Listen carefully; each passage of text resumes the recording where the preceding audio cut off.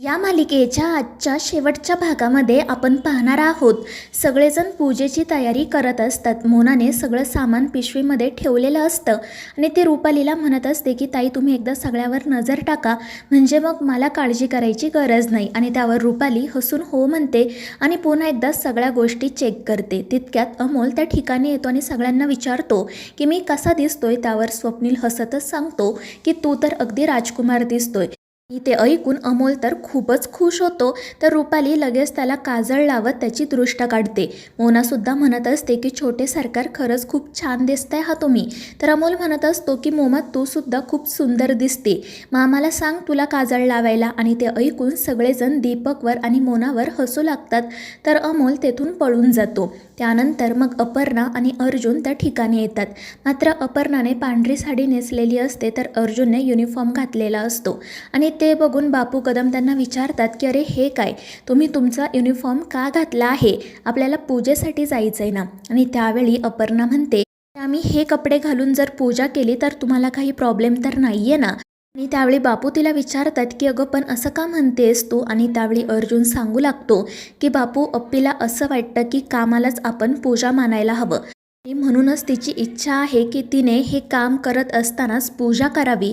आणि हे ऐकून स्वप्नील म्हणतो की असं करताना आपल्या हातून कोणती चूक तर होणार नाही ना, रीतिरिवाज मोडायला नको. आणि त्यावेळी अपर्णा म्हणते की नाही स्वप्नील सर, मला कोणतेही रीतिरिवाज मोडायचे नाहीये. आत्तापर्यंत मी या घराची सून म्हणून, अर्जुनची बायको म्हणून पूजा केली आहे, देवाकडे या घराचं सुख मागितलं आहे. पण आता मला अर्जुनसाठी आणि माझ्या कामासाठी देवाचे आभार मानायचे आहेत आणि म्हणून मी असं ठरवले. आणि अपर्णाचं हे बोलणं ऐकून सगळेच तिच्यावर खुश होतात. आणि मग मोना तिला म्हणते की वंश तुम्ही आता पहिल्यांदाच कामावर चालला आहात ना, तर तुमच्यासाठी आमच्याकडून हे छोटंसं गिफ्ट. आणि मग ती अपर्णाला एक किचन देते ज्यावर लिहिलेलं असतं की अप्पी आमची कलेक्टर. आणि ते बघून सगळेच जण खुश होतात. त्यानंतर मग ते जवळच असणाऱ्या एका मंदिरात पूजेसाठी जातात. सगळेजण देवीचं दर्शन घेतात. अपर्णा आणि अर्जुन बाहेरच असतात. ते देखील देवीपुढे हात जोडतात. अप्पी म्हणत असते की देवी मला माहिती आहे तुझं अस्तित्व नाकारणं आणि स्वतःचं काम सोडून तुझी पूजा करणं या दोन्ही गोष्टी तुला आवडणार नाहीत. म्हणूनच आज मी इथे माझ्या एका हातामध्ये माझं घर, माझा संसार आणि दुसऱ्या हातामध्ये माझं काम घेऊन आली. यापुढे तूच मला मार्ग दाखव, माझ्या हातून लोकांची सेवा घडू दे. तर अर्जुनही देवीचे मनापासून आभार मानत असतो. अमोलही म्हणत असतो की माझ्या बाबांना, माझ्या फॅमिलीला कायम एकत्र ठेव. आणि मग त्यानंतर पूजेची सगळी तयारी झाल्यावर गुरुजी अपर्णा आणि अर्जुनला पूजेला बसायला सांगतात. आणि मग ते दोघेजण मिळून मागच्या वेळी त्यांची राहिलेली पूजा पूर्ण करतात. सगळेजण खूप आनंदामध्ये असतात, देवीचे आभार मानत असतात. आणि मग पूजा संपन्न झाल्यावर स्वप्नील त्या गुरुजींचे सुद्धा आभार मानतो. तर गुरुजी म्हणत असतात की सर आणि मॅडम लोकांसाठी इतकं सगळं करतात, तर मग मी सुद्धा माझ्या परीने हातभार लावायला नको का.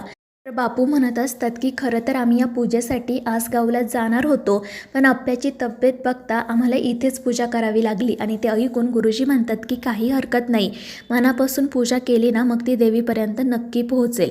आणि मग त्यानंतर ते सगळेजण पुन्हा आतमध्ये जातात. तर अपर्णा, अर्जुन आणि अमोल बाहेरच बोलत उभे असतात. अमोलने अपर्णाचं ते तुटलेलं लॉकेट पुन्हा एकदा बनवून आणलेलं असतं आणि ते लॉकेट तो अपर्णाकडे देत म्हणतो की मग आता हे तू पुन्हा तुझ्या गळ्यात घाल, आता आपण कधीच एकमेकांपासून दूर जायचं नाही. आणि त्यावर ते दोघेही अमोलला जवळ घेत त्याला प्रॉमिस करतात की यापुढे आपण तिघांनी कायम एकत्र राहायचं, एकमेकांना सोडून कुठेही जायचं नाही. आणि मग त्यानंतर पूजा संपन्न होते. बापू आणि कदम सगळ्यांना सांगतात की आता मी ठरवलंय की आपल्या शेतीकडे व्यवस्थित लक्ष द्यायचं, थोडं का होईना धान्य आपल्या शेतातून घरात यायलाच हवं, आता मी छान काम करणार आहे. आणि ते ऐकून सगळेच खुश होतात. त्यानंतर दीपकही म्हणतो की आता मी पुन्हा कामाला जोमाने सुरुवात करणार आहे, एकदा का मला नवीन प्रोजेक्ट भेटला की एकदम छान काम करणार आहे. आणि मग तो मोनाला सुद्धा सांगतो की आता तू देखील तुझ्या आवडीनिवडींकडे लक्ष दे. आणि त्यावर मोना म्हणते की हो, आता मी सुद्धा रोज एक नवीन व्हिडिओ बनवणार आहे. आणि ते ऐकून सगळे खुश होतात. तर रुपाली सांगते की अपर्णा, आता मी घराची व्यवस्थितपणे जबाबदारी घेईल, तू नसताना अमोललासुद्धा सांभाळेल. आता तू फक्त तुझ्या कामाकडे लक्ष दे. आणि तिचं ते बोलणं ऐकून अप्पी खुश होत तिचे आभार मानते. तर स्वप्नीलही तिला सांगत असतो की आता मलासुद्धा तुझ्यासारख्या विद्यार्थ्यांना घडवायचं आहे, तुझ्यासारखे अधिकारी या देशाला द्यायचे आहेत, त्यामुळे मी सुद्धा जोमाने कामाला सुरुवात करणार आहेत. आणि ते ऐकून अप्पीला तर त्याचा खूप अभिमान वाटतो. आणि मग ते सगळेजण घरी जाण्यासाठी निघतात. त्यानंतर मग अपर्णा आणि अर्जुन अप्पीच्या ऑफिसमध्ये येतात. त्यावेळी गायतोंडे त्यांची वाट बघत थांबलेले असतात. अपर्णाला पुन्हा एकदा ड्युटीवर आलेलं पाहून त्यांना खूप आनंद होतो. ते म्हणत असतात की मॅडम चला आपण लगेच कामाला सुरुवात करूयात. आणि त्यांचा तो उत्साह बघून अपर्णाला आणि अर्जुनलाही भारी वाटतं. आणि मग त्यानंतर गायतोंडेंच्या हातात काही अर्ज असतात. अपर्णा त्यांना त्या अर्ज लगेच वाचायला सांगते. गायतोंडे ते सगळे अर्ज वाचतात. तर अपर्णा म्हणत असते की बघा आपण कालच जिजीला पकडलं आणि आज आपल्याकडे लगेच नवीन कामं आली. आता आपण सगळी कामं व्यवस्थितपणे पूर्ण करूयात.